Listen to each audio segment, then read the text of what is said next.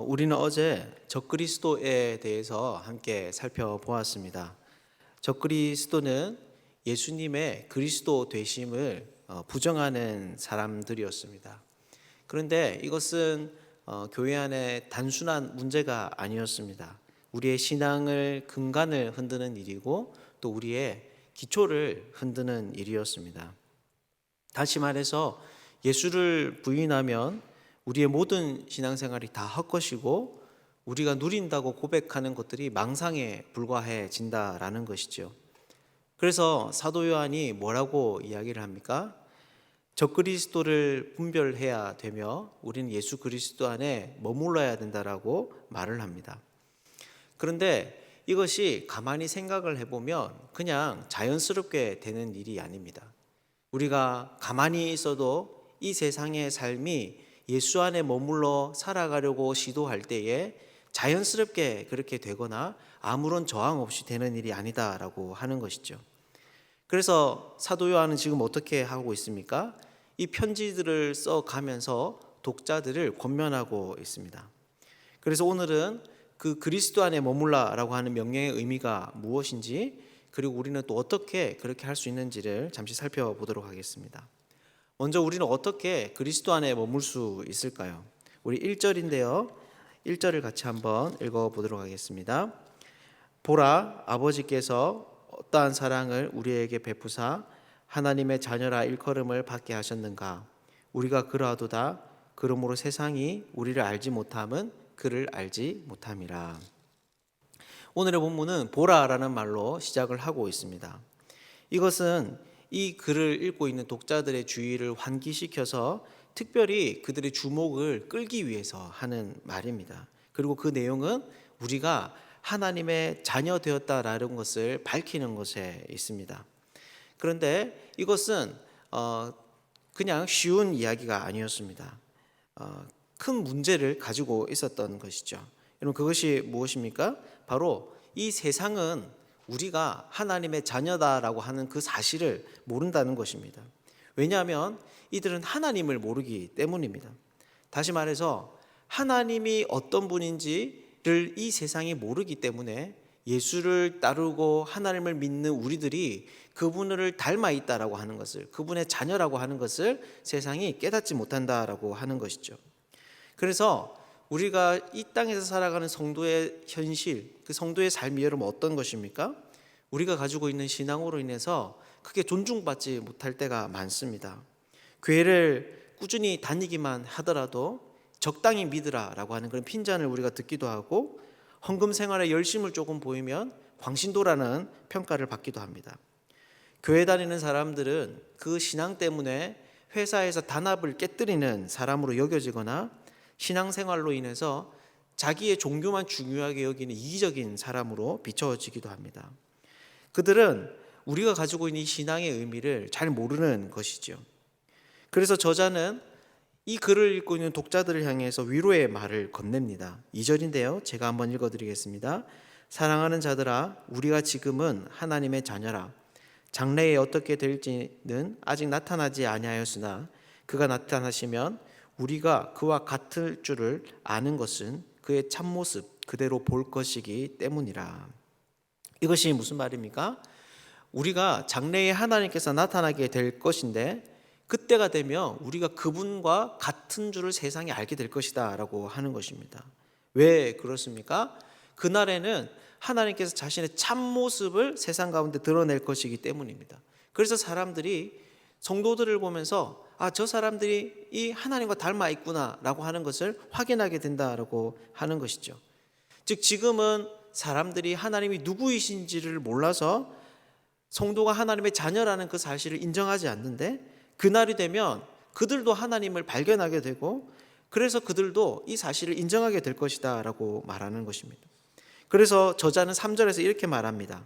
주를 향하여 이 소망을 가진 자마다 그의 깨끗하심과 같이 자기를 깨끗하게 하느니라.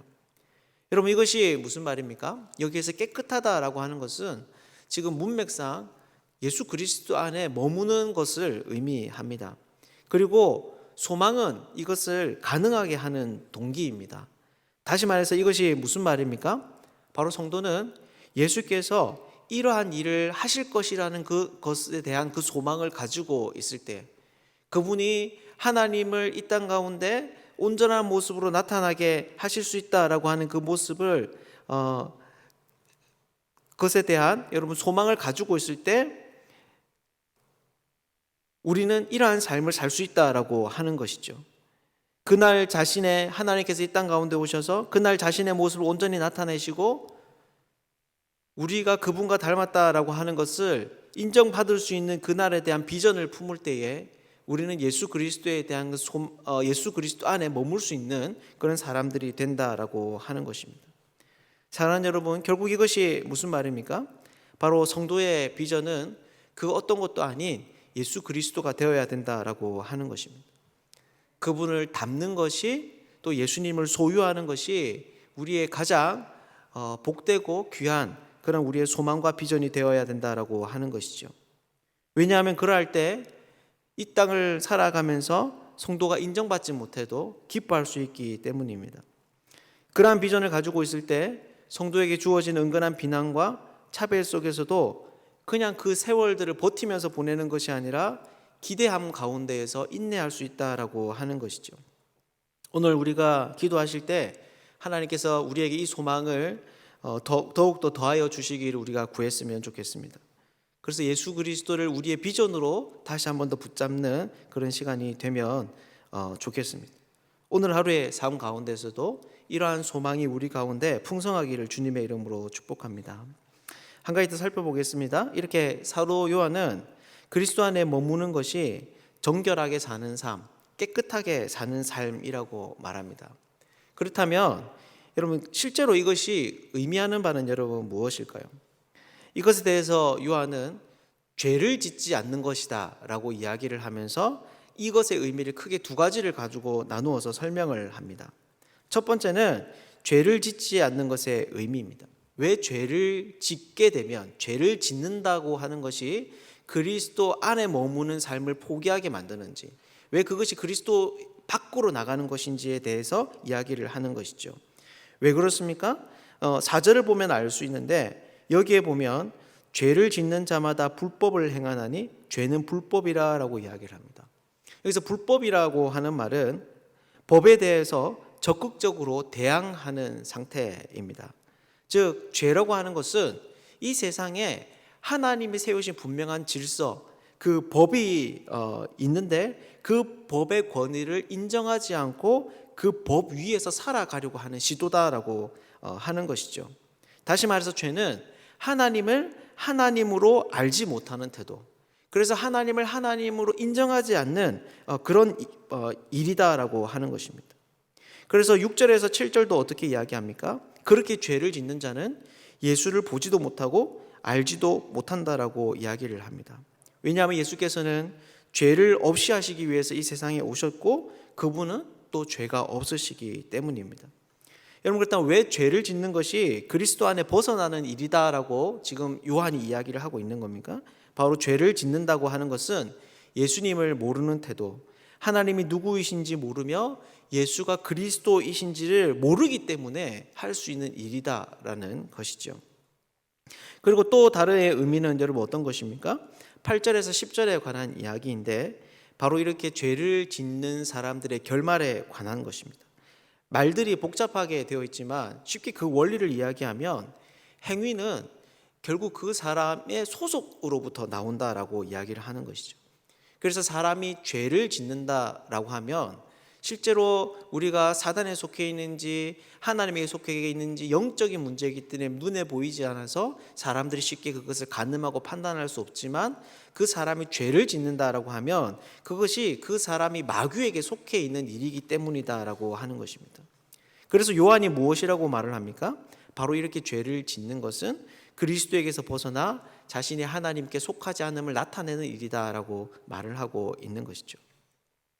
사랑하는 여러분, 이렇게 요한은 그리스도 안에 머무는 것은 자기를 정결하게 하는 일이고 자기를 깨끗하게 하는 일이고 그것은 죄를 짓지 않는 것이라고 말합니다. 그렇다면 그가 이렇게 설명하고 있는 죄를 짓지 않는다라고 하는 것, 깨끗하게 한다라는 것은 여러분 구체적으로 어떤 것을 말하는 것일까요? 그것이 바로 11절에 나오는 이야기입니다. 무엇입니까? 바로 의를 행하는 것인데 좀 더 정확하게 말하면 서로를 사랑하는 일이다라고 하는 것이죠. 다시 말해서 형제를 사랑하는 것이 곧 의를 행하는 것이고 그것이 바로 정결하게 사는 삶이며 예수 그리스도 안에 머무는 삶이다라고 하는 것입니다. 그래서 형제를 사랑하게 될 때 여러분 우리가 어떻게 되는 것입니까? 바로 장래에 하나님께서 이 땅에 오셔서 우리가 이 땅에 오실 때에 세상으로부터 우리가 그분의 자녀임을 인정받게 됩니다. 그분이 자신의 모습을 참으로 나타내실 때 성도들의 믿음과 그 신앙으로 살았던 삶을 무시했던 모든 사람들로부터 박수와 찬사를 얻게 된다라고 하는 것이죠. 사랑하는 여러분, 여러분들은 어떻습니까? 여러분들은 지금 예수 그리스도 안에 여러분 머물고 있습니까? 그리고 그렇게 머물기 위해서 애쓰고 수고하고 있습니까? 그리스도인에게는 다른 사람을 미워할 수 있는 권리가 없습니다. 성도는 오직 사랑만을 선택을 할 수 있는 독특한 사람들인 것이죠. 우리가 이 사실을 깊이 생각할 수 있으면 좋겠습니다. 그리고 그분의 오심에 대한 소망과 더불어 오늘 함께 기도하실 때에 하나님께서 그분의 사랑을 우리 가운데 부어주시기를 또한 간구했으면 좋겠습니다. 오늘 이 자리에 모인 우리 모두가 예수께서 다시 이 땅 가운데 오실 때까지 그리스도 안에 머무는 사람들, 어떤 상황 속에서도 사랑하기를 포기하지 않는 그런 복된 하나님의 사람들 되기를 주님의 이름으로 축복합니다.